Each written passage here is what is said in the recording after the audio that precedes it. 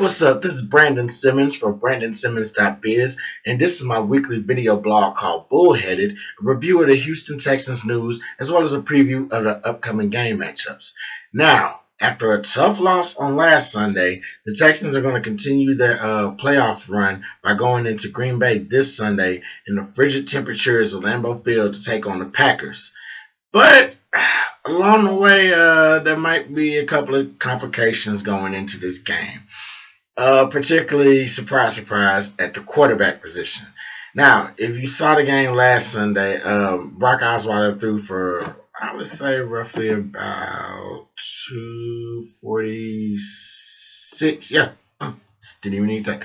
246 yards and 3 interceptions. In a loss, 21-13 loss to the San Diego Chargers. Not a good game, bro. But it's also been in his play is also been representative of what he's kind of been doing all season. And so a couple of episodes ago on this show, I kind of hinted that maybe it's time, or is it time to bench Osweiler? At that particular time. But now it's like, are we back to that point of where like we might need to like seriously bench Brock Osweiler? Now, here's the thing about that, and probably what's holding everybody back from that. $72 million. We get it. Close to $40 million guaranteed. You give a player, and about 13 games into the season, you're already ready to bench him. That's not that's not really indicative of like what kind of money we're giving you. You're obviously failing the expectations. But at the same time, what else can we do if you're not meeting the other expectations? It's like I guess somebody said in an article this week, it's not fair to the other team members. It's not fair to your teammates. So definitely, it's a question that probably needs to be brought up, especially in the middle of this playoff run right now.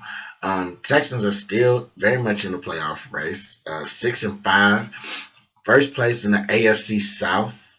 But at the same time, teams like the Tennessee Titans, they're coming up. The Indianapolis Colts, they're still in it. However, quarterback Andrew Luck is kind of still going under concussion protocol as well. So there's no telling like how much longer they'll have, within the race. So if Tennessee happens to just come up and sneak us out, because we're losing games down the stretch because of quarterback play, then that's definitely going to be a problem. The Texans are a team that was like at 1.6-3, and it could have been considered the number 2 seed of the entire AFC for the playoffs. But now it's like they're probably 3 or 4 at this moment.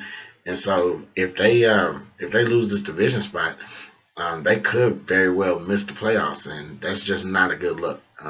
So with all that being said, what needs to happen with Osweiler? And there's some pros and cons to this situation as well. First, let me just get the cons out the way. You bench Osweiler.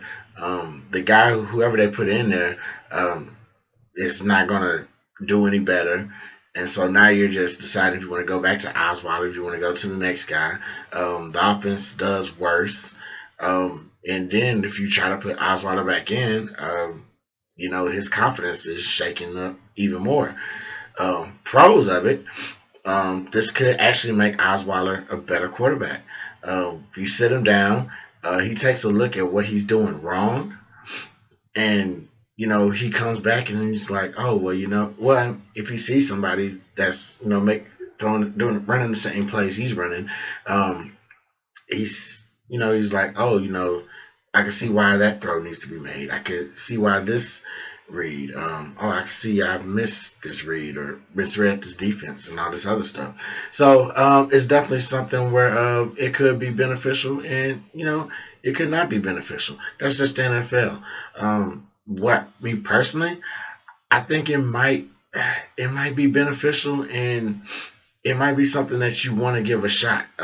If he messes up Sunday, just sit him down for like a series or two and just have him look at what the backup is doing. Because it's one thing to study game film of yourself and just kind of go along with, yeah, I'm gonna do better on that. But it's another thing to actually like see somebody else do it and put it into action the way that it's supposed to be put into action. And I think that's kind of what he's been missing. And I'm not sure if he's had like the proper. I'm not even sure if he's had the proper visual of what he's been doing wrong. I mean, his backup is Tom Savage, who the Texans drafted in 2014, I believe third, fourth round out of Rutgers.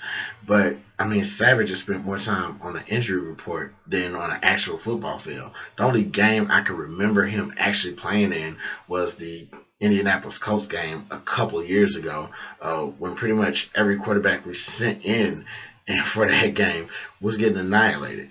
So yes, if they put in Savage, it's going to be like, well, what can Savage do, and how long can he do it for? I've seen him play in the preseason. He's not that bad. He seems like he has like a good skill set on him, perhaps a very great arm and all that other stuff. Seems like a pretty confident guy, which what you would want as a leader, especially in a leader of our offense. But can that carry over, into more than one game in the regular season? Can that carry over, into the playoffs? I mean, once we get into the postseason, obviously you want to go far. So how, does he have enough to just get us in, as deep as we possibly can? Um, and the thing about that is also looking around the AFC, as far as the playoff picture goes, there's not a lot of teams out there that has, great defenses.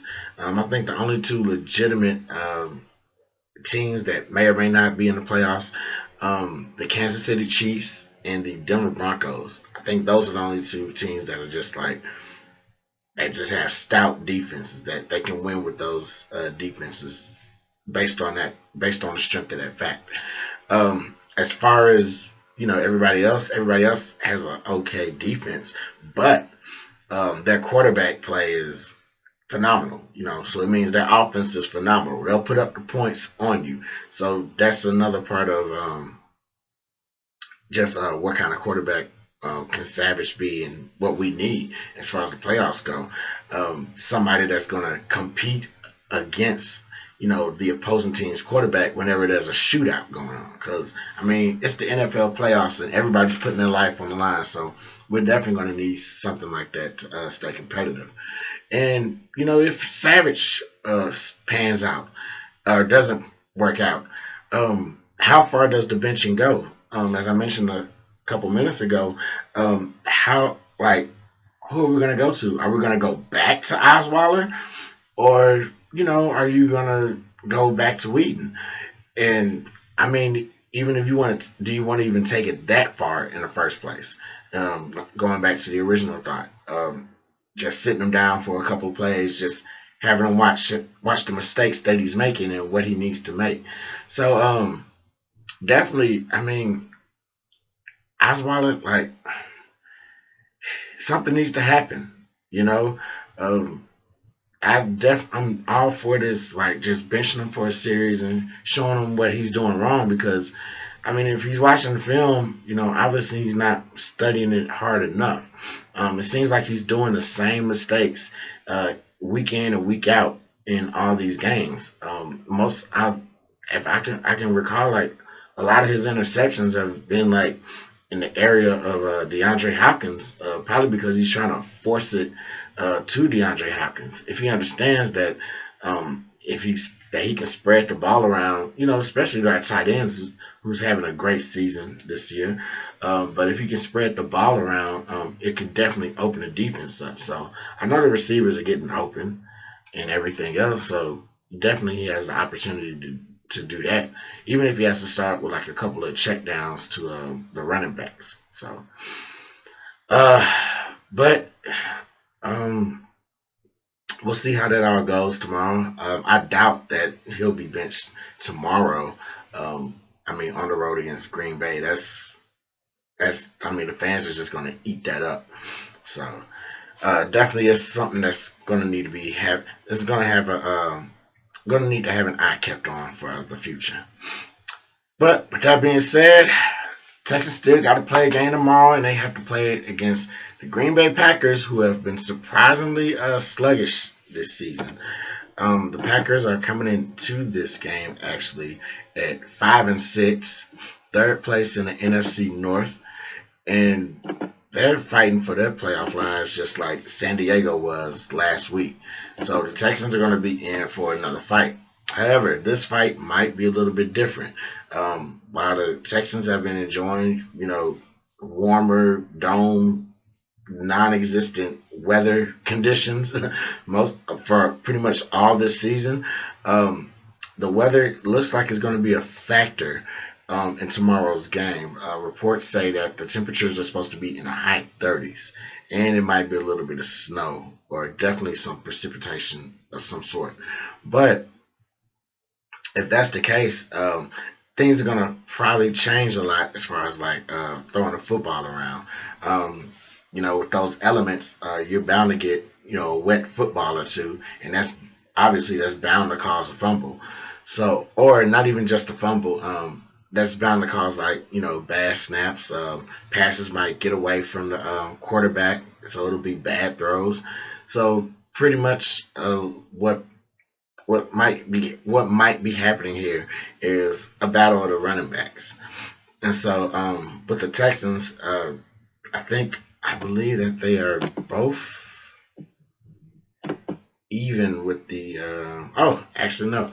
So with the Texans, they kind of hold the advantage of the running game with Lamar Miller and Lamar Miller. Not Jonathan Joseph. I don't know. I said that. Alfred Blue, right? Because they look alike. So Lamar Miller, Alfred Blue, all those guys, they're going to definitely be needed. I think if Blue is healthy, I believe he's definitely going to be needed for a lot of short yardage and definitely doing a lot of heavy hitting on as far as our running goes in between the tackles. It's going to be that type of game with those with that type of weather. That's what the running game is pretty much made for. So the Texans are going to have to make sure that their running game is stout and on point. I wouldn't necessarily focus too much on the passing game, but the offense, like I said, it's probably going to be tough to handle snaps as well as throw the football around. Catches, probably might see a ton of drops, because of all the rain or snow that might be hitting tomorrow. So it's definitely going to be something to watch. One of the main things also I think is going to be important in this game is field position, and the reason I say that, um, the wind is obviously going to be blowing a little bit harder than most games that the Texans have played this year. So that's going to affect kicks, punts, field goals, and all that other stuff. So I think definitely field position is something that's going to need to be watched out for. If a punt, if it's going against the wind and it's just sailing a little short, and that's for either team. If it just sails a little short for the opposing team, they'll put them in good position, right before the 50 or just right over the 50 and all this other stuff. So definitely is going to be something to watch out, and that just may very well be a key to the game.